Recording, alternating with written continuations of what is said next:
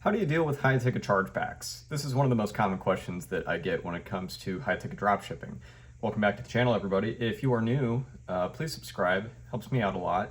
And I upload daily content all about high-ticket dropshipping. If you are someone that is planning on or is interested in building a high-ticket dropshipping business, I recommend checking out my program below. I have 5 years of experience in high-ticket dropshipping, and I've partnered with my partner Lisa Whaley, who has 20 years of SEO experience, to build a new version of the course that is in the link in the description below. The new course comes out later this month. We're aiming for January 30th, 2025. There's still the current version, which I recorded in 2022. If you get in right now, you get at the current price and are grandfathered into the new course at no additional cost. The new course will be a lot more expensive. That out of the way, let's talk about chargebacks for high-ticket dropshipping. Like I said, one of the most common questions that I get in my comments, and just so you guys know, I do look at my comments. I try to respond to a lot of them, and I really appreciate all of the feedback as far as topics that you want me to go over. And I promise there are like screen sharing as far as like Google Ads and niche research, all that kind of stuff on the horizon over the next month or two. I'm just doing a lot of filming for the current, the new course that will be released. So that's just kind of taking up a lot of my content creation. So most of this month is just going to be a lot of this, where it's a stream of consciousness. Anyways, I apologize for digressing. Chargebacks with high-ticket dropshipping.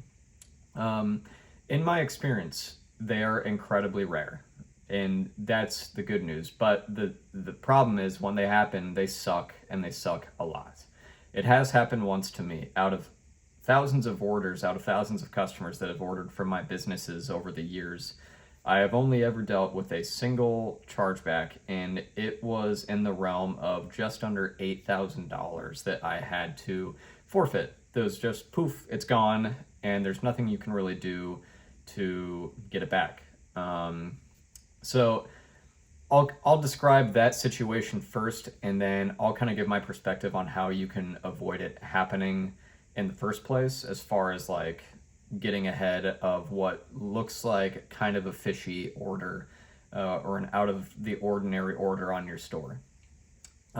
So for me, ironically, this happened like during the time, or like right before the time I actually sold my pond and lake business. So it was just really unfortunate timing, because for several years it had never happened once, not a single time. And right when I am like in the process of preparing my financials for the sale of this business, it happens. And it's just this giant blemish on the most recent month. So basically what happened was this guy called in to the business phone number on the website, and he sounded American, and he introduced himself as like Mike Jones or something, like a very generic sounding name. And while on the website, at the time I was using Tidio as my chatbot, and I also had Lucky Orange running. And so oftentimes when people would call in, I would look at those to see like where they're actually calling from. And in this case, it appeared as though he was in northern Mexico, like right on the edge of the US border. And so sometimes it's like your IP address can make you look like you're within several miles of like where you actually are. So I'm thinking, okay, but he's calling with a US-based phone number, and he seems relatively normal, and he wanted to order a couple of very specific aerators from me, and these were ones that I had sold like one or two over the years, but it certainly like wasn't the main source of my revenue. And so and he told me he was like a landscaping contractor, which like that was a huge source of my business, was landscaping contractors, and how he had a couple big projects around some HOAs down in South Arizona, which, okay, that's starting to add up in my mind, where how this could be this is actually a legit thing. And because of like the order amount, that he wanted to order, an $8,000 order. I was kind of willing to turn a blind eye, even though I ended up shooting myself in the foot down the road, and taking this order and fulfilling it and moving on with life.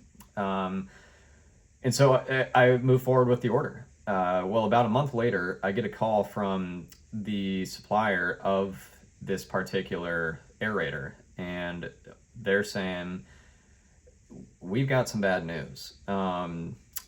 We had 17 of our dealers get a call from this guy getting an order for this very specific aerator, including the one that you sent us purchase orders for, or a purchase order for. And what that basically means is this is a stolen credit card, and we're all going to see chargebacks coming. It's only a matter of time. And sure enough, within a couple of weeks, a chargeback was issued. That really sucked, because at that point, I've paid the shipping, I've paid for fulfillment. It's said and done. There's nothing I can do to get that back. And so, what could I have done to actually analyze the situation and avoided all of this entirely? Well, hindsight's always 20/20. There were a few things. For one thing, I wasn't advertising in the state of Arizona. That just with my particular knowledge of that industry, I knew that wasn't a very high converting state for me, because the vast majority of it is the desert. So I chose not to advertise there because my conversion rate just wasn't high. I chose to spend my advertising dollars in the Southeast, Midwest, to demonstrate. So that was one thing, but part of that is your free Google listings will show up anywhere in the country, and so people can find them. People would buy random things from free Google listings all the time. On top of this, he gave me the shipping address, and the billing address was in Colorado, and that's not super uncommon. Sometimes if it's for a business, one office will be based, the business will be based in one state, but the project is in a different state. So that wasn't very uncommon to me, but it's still another factor in the whole scheme of things here.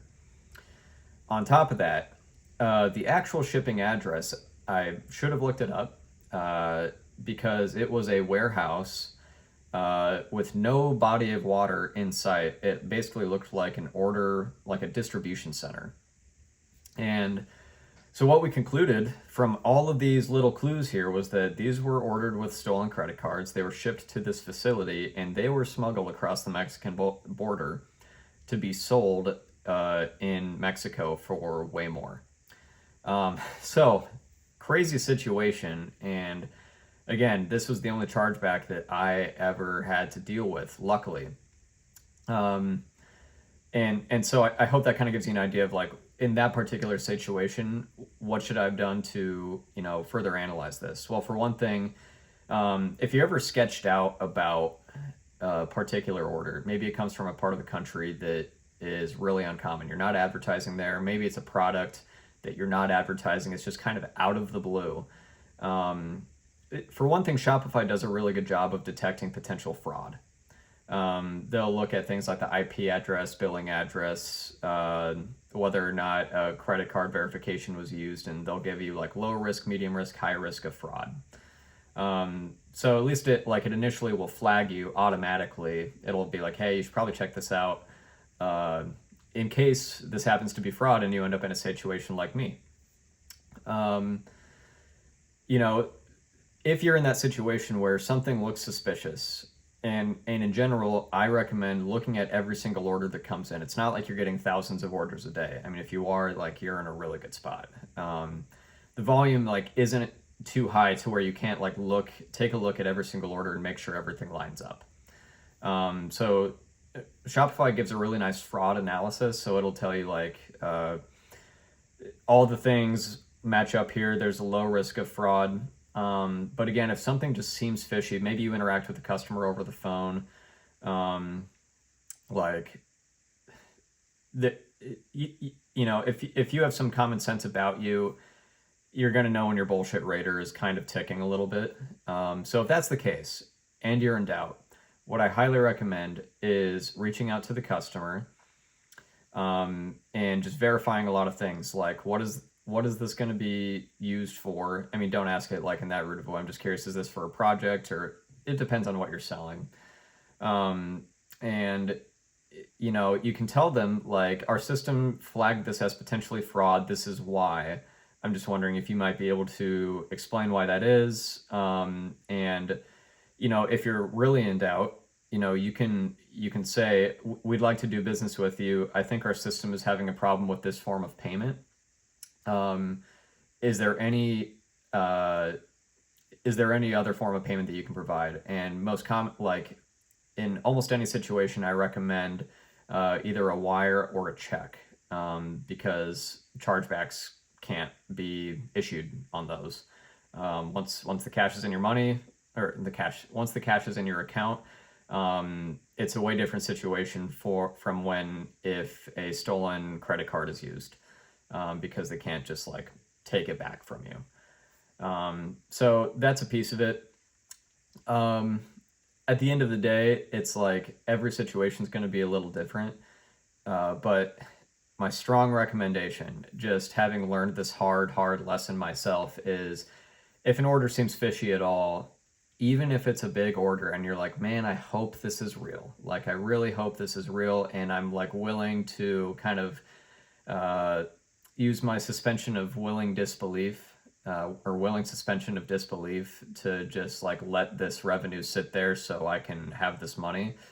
Well, you're going to be in a much worse situation down the line if it turns out to be fraudulent than if you were to just refund the money. You're not losing any money at that time if you decide to refund it, and you're not gaining any money. You just kind of remain exactly where you are.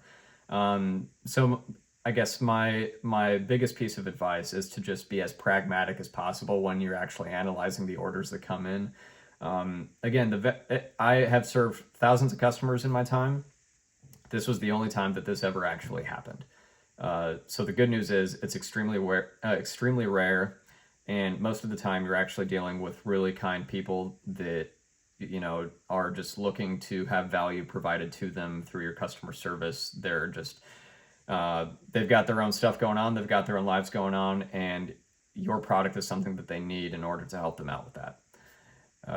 So hope that gives a bit of help. Again, I don't have a vast experience of dealing with chargebacks because I've had so few. And I think if you're someone that's considering getting into high ticket dropshipping, that should be a really good sign. Again, they can happen, they do happen. How common they are, again, in my experience, law of large numbers, not very common at all. So hope that's helpful, and we'll see you guys tomorrow.